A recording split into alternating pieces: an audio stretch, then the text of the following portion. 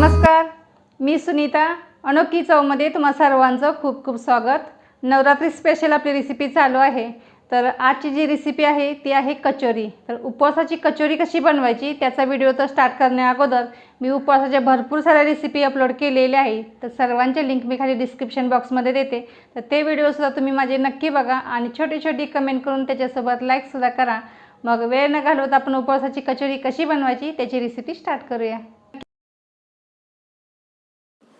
कचोरी तयार करण्यासाठी इथे मी 1 कप वरईचं तांदूळ घेतलेला आहे. याला भगर म्हणतात किंवा उपवासाचा भात किंवा उपवासाचे तांदूळसुद्धा म्हणतात. आता हे मिक्सरचं भांडं घ्यायचं आणि त्याच्यामध्ये टाकून आपण वाटून घेऊया. एका बॅचमध्ये होत असेल तर एका बॅचमध्ये वाटा, नसेल होत तर 2 बॅचमध्ये वाटून घ्या. आता मिक्सरला वाटून मी एका मोठ्या बाउलमध्ये ट्रान्सफर केलेलं आहे. पावडर एकदम अशी पिठासारखी होत नाही, थोडंसं रवा राहते.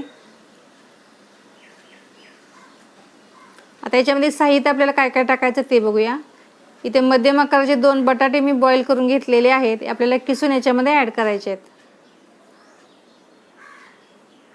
आपण कचोरीसाठी लागणारं पहिलं पीठ तयार करून घेतोय.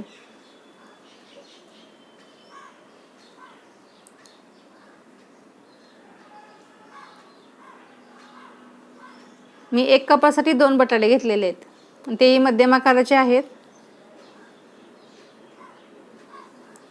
दुसरा सुद्धा अशाच प्रकारे किसून घेऊया.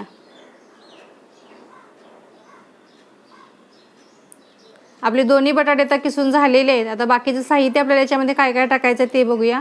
आपण पहिले चवीनुसार मीठ घेऊया. आता हे सर्व व्यवस्थित मिक्स करून घ्यायचं, कारण आपण बटाटा टाकलेला आहे. तर आपल्याला किती पाणी लागते ते नंतर पाणी ॲड करायचं. पहिलं बटाटा व्यवस्थित पिठामध्ये मिक्स करून घ्यायचा, कारण ओलसर असल्यामुळं मिक्स केल्यानंतर आपल्याला पाण्याचा अंदाज येईल.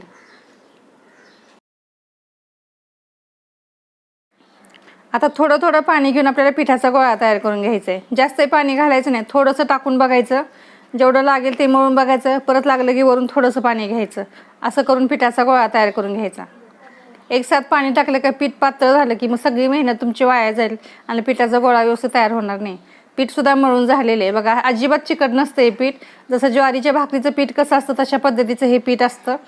आता हे पीठ मळून झाले. आता स्टफिंग कसं तयार करायचं ते बघूया. अर्धा कप मी खवलेला नारळ घेतलेला आहे. ओलं खोबरं आहे.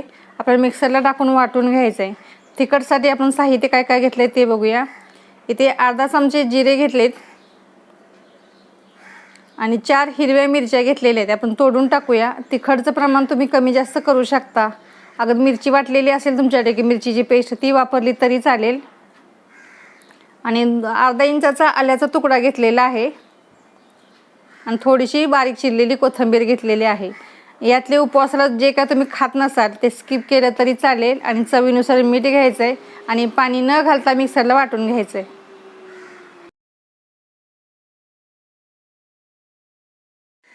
मिक्सरला आता वाटण करून झालेले. आपण आता डायरेक्ट बनवायला घेऊया. कचोरी बनवण्यासाठी छोटे छोटे लिंबूच्या आकाराचे गोळे घ्यायचे किंवा तुमच्या मनानुसार आहे छोटे मोठे कसे बनवायचे. तर मी या आकाराचा गोळा घेतलेला आहे. फार गोल वगैरे होत नाही, म्हणजे पीठ असं चिकट नसल्यामुळं थोडंसं फक्त हातावर घ्यायचं, तळ हातावरून थोडंसं फक्त पुरीसारखं थोडंसं पसरवायचं. जसं मोदक कसं बनवतो आपण तसं थोडंसं पसरट करायचं आणि त्याच्यामध्ये आपण ते स्टफिंग जे बनवलेलं आहे ओल्या खोबऱ्याचं ते टाकायचं. थोडंसं टाकून मधोमध बरोबर ठेवायचं आणि हळूवारपणे हे फोल्ड करून घ्यायचं. चिकट नसल्यामुळे हळूवारपणे लक्ष द्यायचं.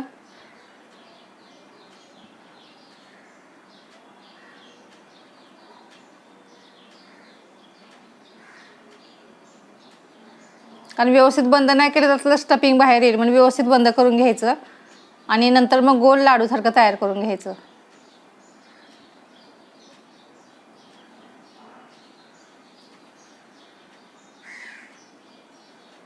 बघा असं हा तयार झालेला आहे. तुम्हाला मी अजून एक कचोरी बनवून दाखवते.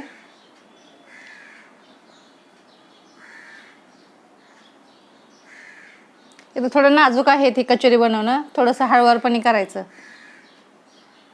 फक्त दाबायचं तळ हातावर, कारण लाटता येत नाही. चिकट नसल्यामुळे लाटता सुद्धा येत नाही. मध्ये थोडंसं प्रेस करायचं आणि त्याच्यामध्ये आपण स्टफिंग भरून घ्यायचं. साईडनी जरा तडा जाता तर थोडं थोडं मिटवायचं हाताने.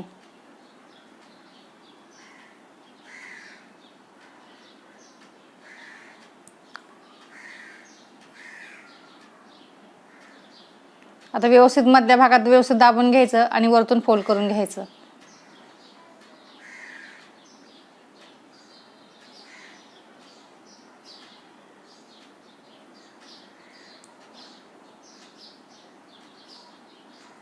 आता हे सर्व मिटून झालं की मग गोळा तयार करायचा. जसं लाडू कसं आपण करतो तसं करायचं. म्हणजे तेलामध्ये टाकले की फुटणार नाही, व्यवस्थितपणे गोळे तयार होतील. आता सर्व अशाच प्रकारे कचोरी आपण बनवून घेऊया. सर्व कचोरी आपल्या बनवून झालेल्या आहेत. आता डायरेक्ट आपण तळायला घेऊया. मी गॅसवरती ऑलरेडी तेल गरम करायला ठेवलेलं आहे. टाकताना परत एकदा बघायचं कुठं फोल्ड वगैरे झाले का, म्हणजे किंवा चिरा गेलेत का, व्यवस्थित फोल्ड करून तेलामध्ये आता सोडूया. तेलसुद्धा गरम झालेलं आहे. आता एक एक कचोरी हळू तेलात टाकताना हळूवारपणे टाकायची आणि टाकताना पण पाहायचं की एखादं स्टफिंग वगैरे बाहेर आले का, व्यवस्थित फोल्ड झालेला आहे का, म्हणजे जेणेकरून तेलही खराब होणार नाही आणि आपली कचोरीसुद्धा व्यवस्थित होईल. आणि टाकल्यावर पण सारखं हलवायचं नाही, थोडं सेट होऊन द्यायचं आणि मग पलटी करायचं.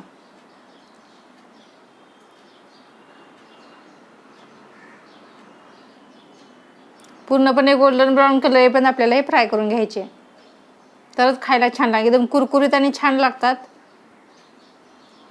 इव्हन तुम्ही प्रवासाला सुद्धा नेऊ शकता. उपवासाला बाकीच्या काही गोष्टी आपण खातो, पण अशा प्रकारे थोडे वेगळा पदार्थ करून खाल्ला तर छान वाटेल, कारण 9 दिवस उपवास असतात.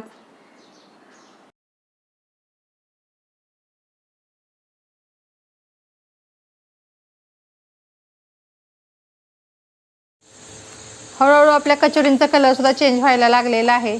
आता मात्र कंटिन्यू परतवत राहायचं, जेणेकरून सगळ्या कचोरीने एकसारखा कलर येईल.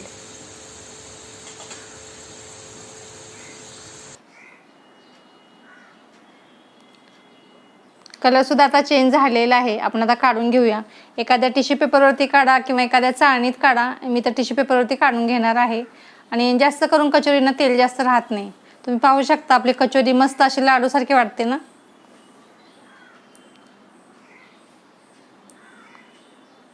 आता उरलेले सुद्धा बाकीचे आपण काढून घेऊया. आपलं प्रमाण एका बॅचमध्ये सर्व तयार झालेलं आहे, कारण जास्त प्रमाण नव्हतं त्यामुळे एका बॅचमध्ये तयार झालं. आता ही तयार झालेली कचोरी एका सर्विंग बाउलमध्ये काढून घेऊया.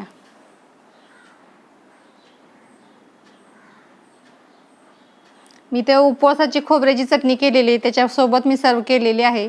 कशी कचोरी दिसते. कचोरीचा फक्त आवाज आहे का, किती कुरकुरीत आपली कचोरी झालेली आहे. तर ह्या नवरात्रीच्या उपवासाला नक्की बनवून बघा. मी ते खोबऱ्याच्या चटणीबरोबर सर्व केलेली आहे. तुम्ही सुद्धा नक्की बनवा. आणि वेळात वेळ काढून व्हिडिओ बघितला त्याबद्दल धन्यवाद. आपली उपवासाची कचोरी आता तयार झालेली आहे.